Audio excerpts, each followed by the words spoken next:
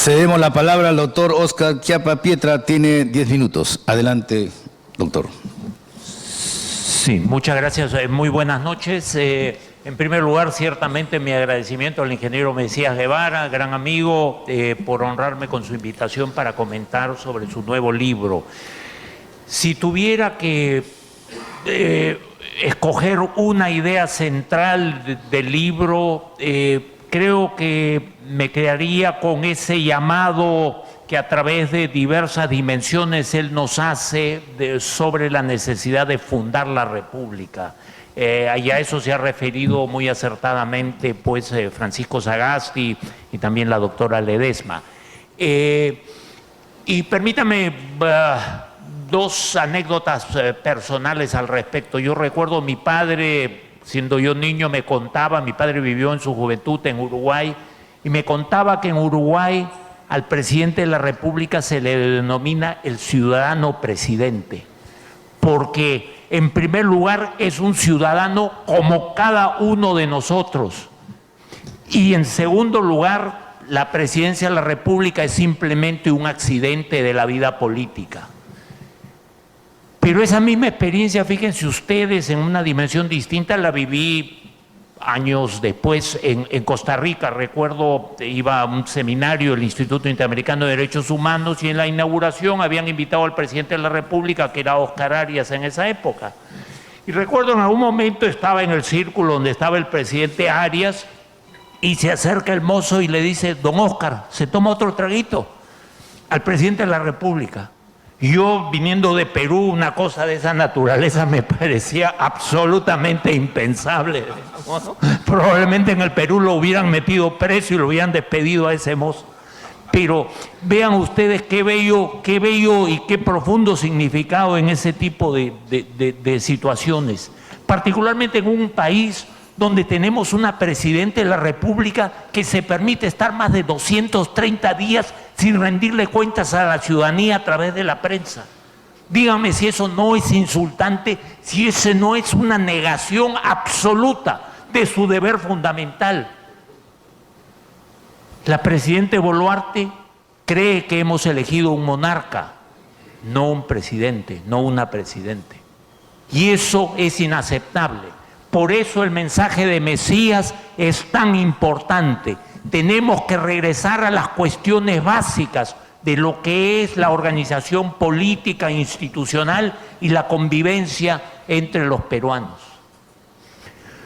Yo he tenido la fortuna de conocerlo a Mesías en muy distintas capacidades, como ciudadano, como empresario, como funcionario público internacional y como académico. Y en cada una de estas dimensiones he podido aquilatar la sustancia y la valía suya. De modo que para mí es un especial honor estar aquí esta noche comentando este último libro de Mesías, cuyo solo título, además de su contenido, refleja esa vasta y fructífera trayectoria del autor. Soy testigo del inquebrantable compromiso de Mesías con la promoción de la inversión privada responsable y de alto impacto socioeconómico en Cajamarca. Y tuve el honor, en mi condición de director de un organismo internacional, de ejecutar con él, entonces gobernador de Cajamarca, un proyecto de refacción de más de 30 centros de salud en esa región, pudiendo entonces comprobar la eficiencia, la probidad y la habilidad gerencial de Mesías. El libro que presentamos de la región a la nación, El Nuevo Orden Nacional, contiene una equilibrada combinación de diagnóstico y de propuestas de políticas públicas, estas últimas orientadas hacia lo que él denomina una nueva república. Son reflexiones acumuladas a través de la diversa y fructífera trayectoria del autor, que no ha sido ni tiene vocación de ser un mero espectador y que con justicia se ha propuesto ser protagonista del gran cambio que el país entero reclama y merece. Si hablamos de república, Mesías tiene también en su experiencia profesional las habilidades del ingeniero electrónico que entiende el enorme valor y potencialidad que el gobierno digital puede tener para transformar el país, entre otras cosas, para desarrollar cuestiones tan básicas como algoritmos que permitan evaluar la ejecución presupuestal de todas las instancias gubernamentales y detectar con enorme facilidad dónde hay inconsistencias en el valor de las obras, dónde están los ladrillos costando 3 veces más que en otras regiones, y en función de eso contribuir a través de algo tan elemental como son las herramientas digitales a cerrarle el paso a la corrupción. Pero sirve también los instrumentos digitales para ayudar a las autoridades públicas a gobernar. Recuerdo yo en mi función como funcionario de un pequeño organismo internacional recibir permanentemente alcaldes que venían pidiendo dinero para realizar obras en sus localidades. Y apelaba yo a esos iniciales desarrollos de herramientas digitales que tiene el Estado, GeoPerú, la plataforma de la Presidencia del Consejo de Ministros, que entre otras cosas tiene información actualizada semanalmente sobre la ejecución presupuestal de cada municipio, cada región, cada ministerio, etcétera, etcétera. Y cuando los alcaldes venían a pedirme fondos, lo primero que hacía era mostrarles en GeoPerú cómo estaban sus municipios en materia de ejecución presupuestal. Y la conclusión que la pantalla mostraba de modo claro era que el problema no era de recursos, el problema era generalmente de gestión.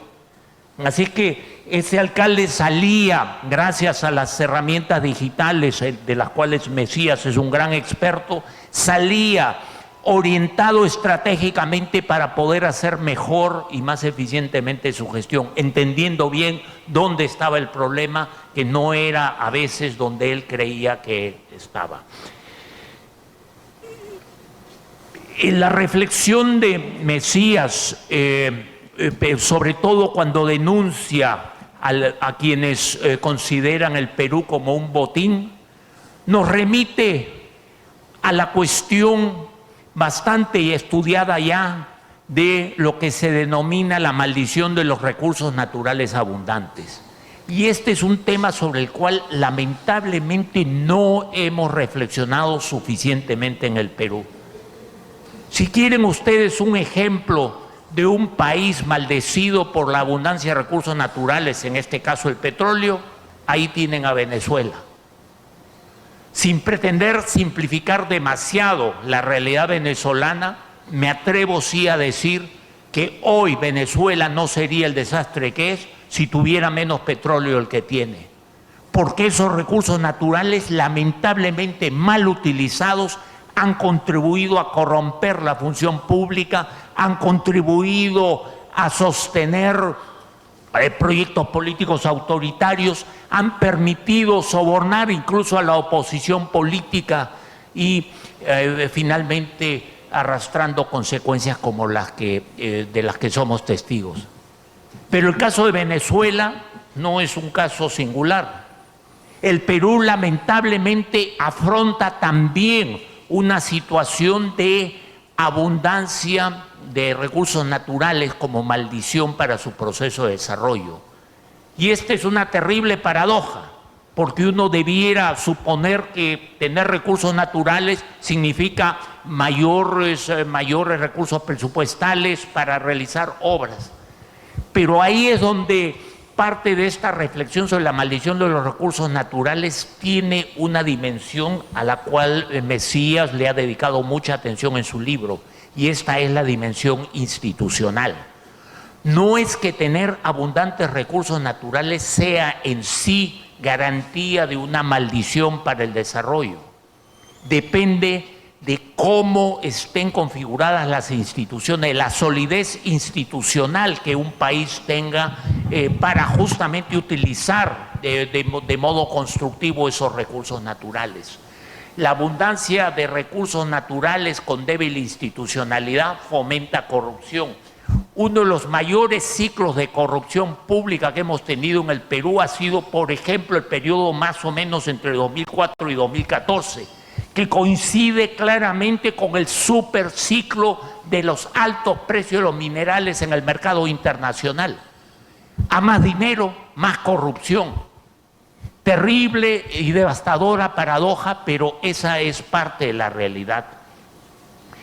Pero en el Perú, esta maldición de los recursos naturales tiene una segunda y peor dimensión, porque tenemos los recursos naturales lícitamente explotados, empresas mineras que pagan sus impuestos, tienen programas de responsabilidad social serios, buenas relaciones con las comunidades vecinas, etcétera. Pero tenemos una enorme cantidad de explotación ilícita de recursos naturales. La minería ilegal, la tala ilegal, la pesca ilegal, que lamentablemente los radares de las instituciones públicas nunca pescan. Tenemos tráfico de personas, etcétera. Y es sobre todo este tipo de actividades ilegales necesitan destruir la institucionalidad, porque esa es condición sine qua non para que puedan sobrevivir. Por eso van capturando progresivamente instituciones. Desde hace mucho tiempo, la captura de del sistema de administración de justicia, policía, fiscalía, poder judicial, para garantizarse impunidad. Pero ahora eso ha ido creciendo conforme la explotación ilícita de estos recursos naturales se ha ido multiplicando. Y hoy vemos que el Congreso está absolutamente capturado, parece simplemente una agencia de los mineros ilegales y probablemente también de los narcotraficantes. Esta es una situación que tenemos que revertir, y el libro de Mesías es un claro llamado a la acción en ese sentido. El Perú no es botín de nadie, no debe serlo. El Perú tiene que ser un proyecto de república al servicio de sus ciudadanos, en igualdad de condiciones, en equidad, con respeto a los derechos de cada quien.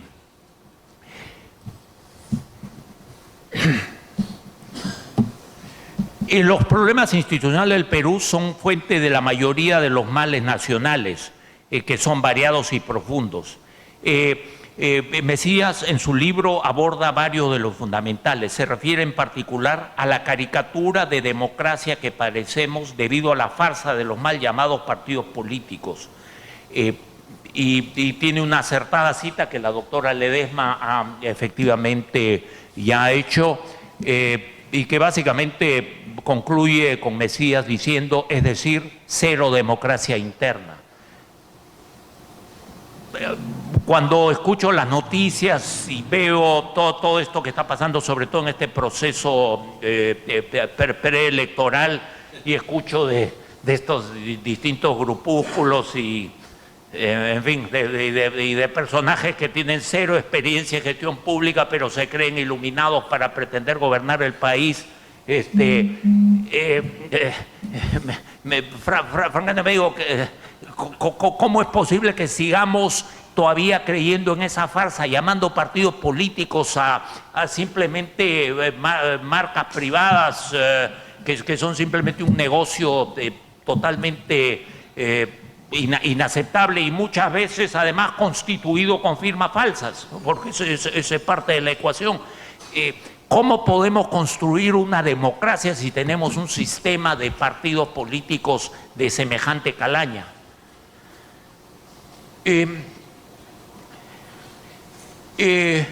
Y Mesías Guevara se refiere también al escenario internacional. Habla de la turbulencia mundial y concluye diciendo, y cito: en los factores que producen la turbulencia mundial encontramos consecuencias que generan para el Estado peruano grandes oportunidades y serias amenazas, las cuales nos obligan a desarrollar ventajas competitivas para aprovechar las primeras y a la vez fortalecer la estructura del Estado para afrontar las segundas. Tiene razón el autor, pero para identificar a esas grandes oportunidades y serias amenazas de origen exógeno, tenemos que conceptualizar claramente nuestro encuadramiento estratégico.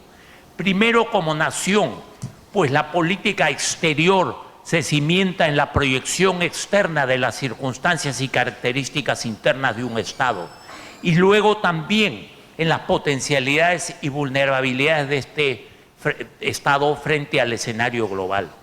Son muchos los ejemplos de nuestra incapacidad intelectual y política para proponer un encuadramiento estratégico del Perú frente al escenario global.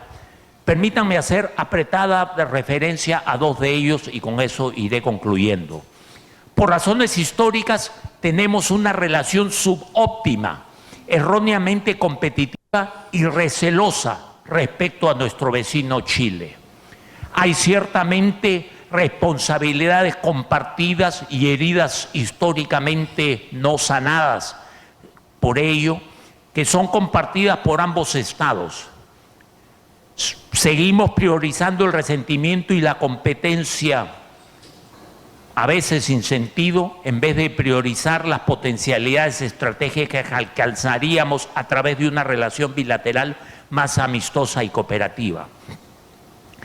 Hemos convertido como factor fundamental que define nuestra relación con Chile a la disputa sobre la denominación de origen del pisco. No requiero adentrarme en los argumentos históricos jurídicos que justificarían la postura peruana en la materia, pero no puedo ignorar que la capacidad exportadora peruana del pisco es diminuta y además decreciente. Según estadísticas oficiales, en 2024 exportamos el insignificante monto de 8.5 millones de dólares, menor que el año anterior. En contraste, y sin ser puesto en valor, Chile y Perú producen alrededor del 34% de todo el cobre consumido mundialmente, y esta proporción podría aumentar significativamente si el Perú ejecuta varios grandes proyectos mineros pendientes. No existe en la historia económica de la humanidad el caso de alguna otra materia prima con tan alto nivel de concentración en su oferta. En el caso del petróleo, por ejemplo, que sigue siendo una materia prima de alta gravitación geopolítica global, parte importante de su oferta está concentrada en 24 países miembros o aliados de la OPEC, y esa relevancia está declinando debido al inmenso aumento de la producción hidrocarburífera por parte de los Estados Unidos. Conclusión: Chile y Perú multiplicarían grandemente su gravitación geopolítica global si concertaran sus políticas de producción y exportación de cobre, en vez de seguir anclados en la disputa sobre la denominación de origen del pisco. Segundo ejemplo, el Perú está invirtiendo 3.500 millones de dólares este año en la compra de aviones cazabombardeos y otros equipos militares. Esa es una inversión absolutamente inútil porque no responde a una conceptualización realista sobre los principales riesgos de la seguridad nacional y porque ignora la actual revolución que viene produciéndose en el ámbito de las tecnologías militares. Fuera de toda duda, los principales riesgos de la seguridad nacional no se originan en nuestros países vecinos, con todos los cuales ya hemos saldado nuestras controversias fronterizas y con quienes mantenemos relaciones diplomáticas razonables. Los principales riesgos a la seguridad nacional que afronta el Perú son de carácter interno y están relacionados con la proliferación de actividades económicas criminales, minería, tala, narcotráfico, pesca, trata de personas, etcétera, frente a los cuales el costoso armamento que se está adquiriendo resulta totalmente inservible. Sumado a eso está la revolución que viene produciéndose con la introducción de diversos tipos de drones dentro de los escenarios de confrontación militar a nivel mundial, que abaratan exponencialmente los costos de armamento y multiplican la capacidad ofensiva de los estados, como ejemplarmente lo viene demostrando Ucrania en la heroica defensa de su territorio ante la incalificable agresión rusa. Y esto se relaciona con otra cuestión abordada por Mesías Guevara en su interesante libro: la necesidad de multiplicar la inversión en investigación, desarrollo e innovación en el Perú. ¿Qué relación hay entre eso y el malgasto en compra de armamento militar inservible? Muchísima. Con la 10ª parte de lo que el actual gobierno está despilfarrando en compra de armamento de modo absolutamente poco transparente, se podría, en cambio, crear un fideicomiso público que financie el despliegue de un consorcio de triple hélice, involucrando a las universidades de mayor potencial de investigación tecnológica y a nuestras Fuerzas Armadas, para convertir al Perú en una potencia regional en el diseño y producción de armamento drónico, de aire, tierra, mar y ríos. Con esa tecnología podríamos multiplicar de modo mucho más eficaz nuestra capacidad de defensa nacional, de seguridad ciudadana, de control fronterizo, de lucha contra las economías criminales, etcétera. Finalizo reiterando mi gratitud a Mesías Guevara por haber escrito este libro que invita a tanta reflexión y por haberme honrado al convocarme con este comentario. Gracias. Muy bien. Muchas gracias, doctor Óscar Chiapa Pietra.